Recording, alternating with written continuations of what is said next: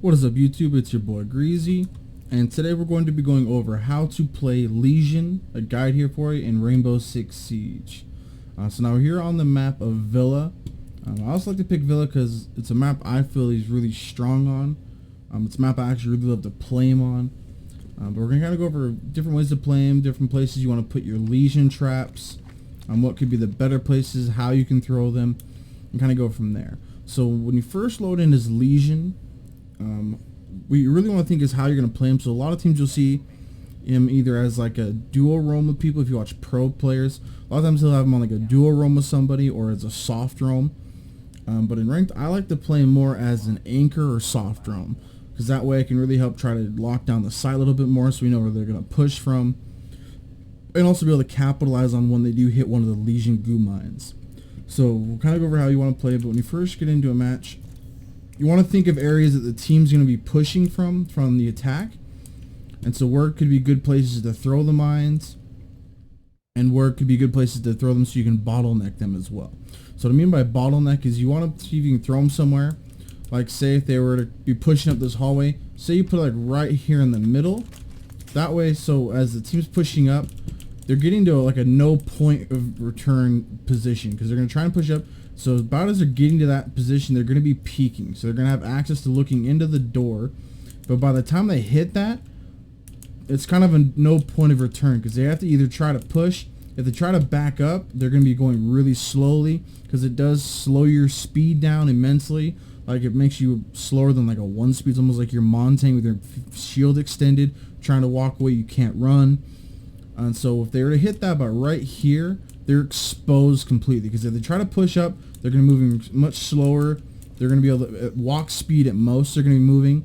And so they're going to become an easier target. Now, it doesn't affect their mouse sensitivity or anything like that, but it's going to make them slower. So they have to make a decision. They either want to try and push, try and get a kill before they pull it out, or at least try and expose themselves to you. Because by the time you hear that go off, you probably have the idea either you want to try and sit and watch them as they push, because you're going to hear them as well. Because if they don't pull it out, the operator is going to be making noises. You're going to hear them hurt. They're going to grunt, moan, whatever you want to call it, and you're going to know they have it in their leg. If not, you're going to hear them hit it, and then they're going to have to either try and push back to get to safety to pull it out. And they might have someone else with them, so it always helps me kind of do that, but it makes it so it's more of a bottleneck. So they do that. I like to make sure I can swing on it, because as soon as I hear it hit, I'll sometimes play right here, especially later round. I'll try to make sure I do have a Lesion goo mine like right there, and then one like right here, so they have to run into it. And then at that point, I can kind of watch and see, stay a little bit closer. If I hear one get hit, I can turn and swing. So what happens if I hear it go off, I'll turn and I'll swing and pre-fire right through in this half of the hallway.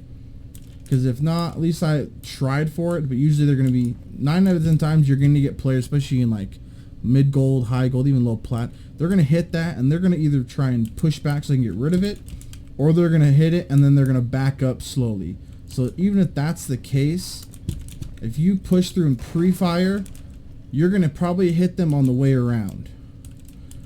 So I always try to pre-fire about halfway across the map, and that way I can hit them even if they're trying to push back to get to safety.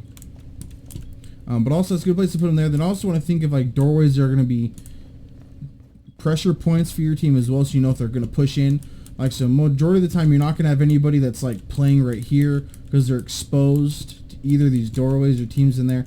You're either going to have someone maybe playing over here behind the couch, and so you want to think of, or you want to put them so they know if they push. And usually you're going to have someone maybe playing in vault on this map. So I always like to put one either right outside this door or just right inside of it, so that way if they try to push up and in, they're going to hit it. And then also I like to put them in default plant spots. So this corner right here is going to be what's called the default plant. That's a lot of places people try to get to plant the diffuser. So I'll also leave one right in the corner, because when they come in and hit that, they have to pull out the Lesion, like the little needle it is, before they can plant the bomb as well. So that's also another deterrent as well to go through. And then right on doorways.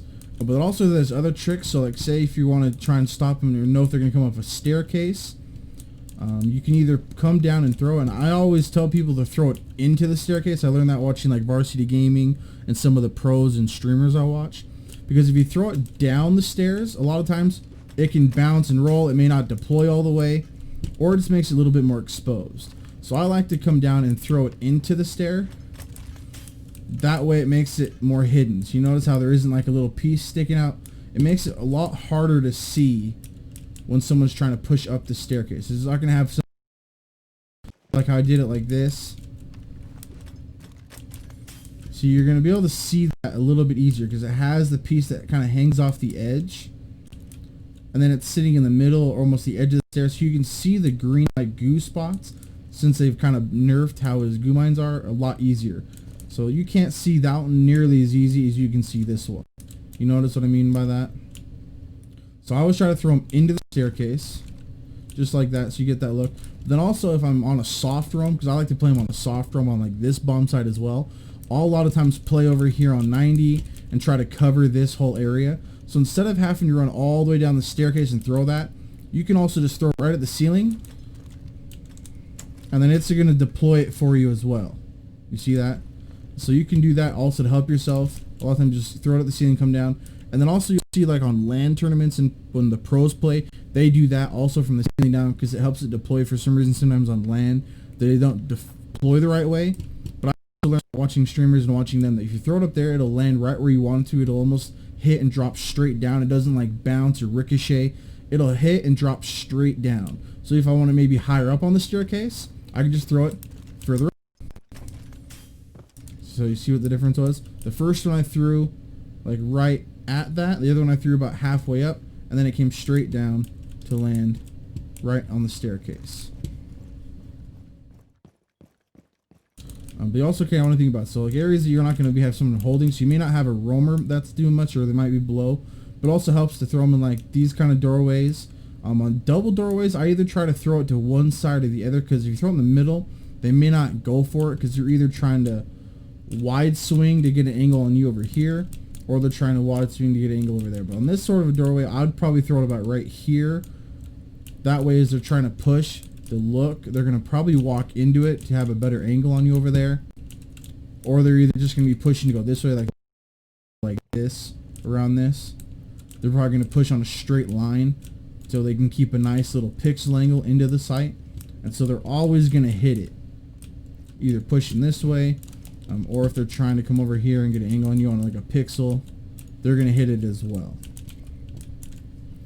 Then as a soft roam, you also want to try and see where your advantage points are. So like I'll do the same thing I did there. I'll throw one in like in the middle of the hallway down there somewhere, or I'll throw it just to this side of the split. So I'll throw it like right here. So that way as they come up the stairs and they're trying to push and peek, they'll hit that and I'm going to know.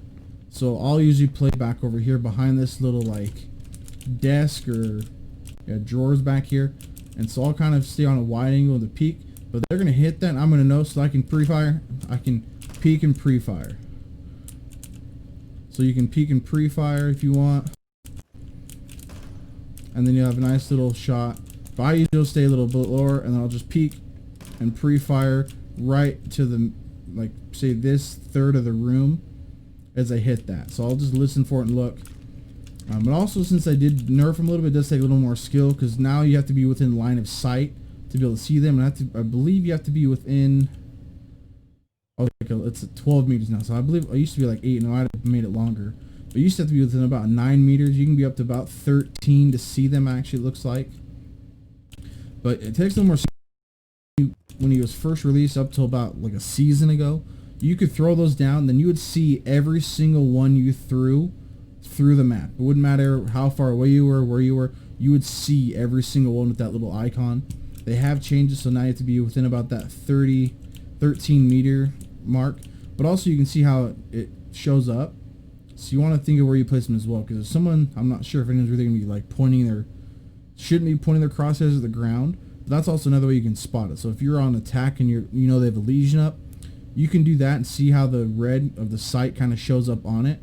You'll always know where they are by doing that as well. It's kind of a cool little factor it does. Same thing will happen with yokai drones. You can do that and you can see where they are, because it does distort your sight.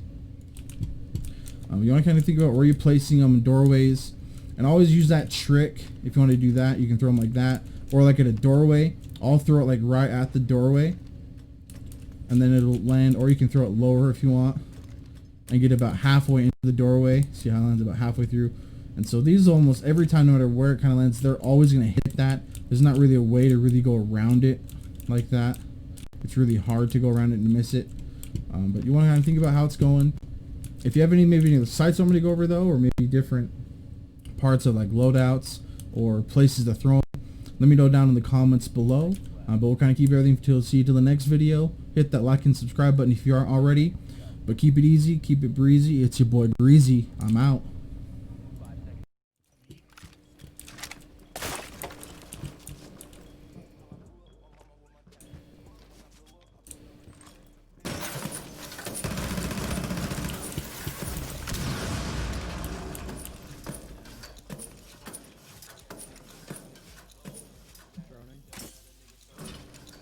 Oh god, I looked away for a second.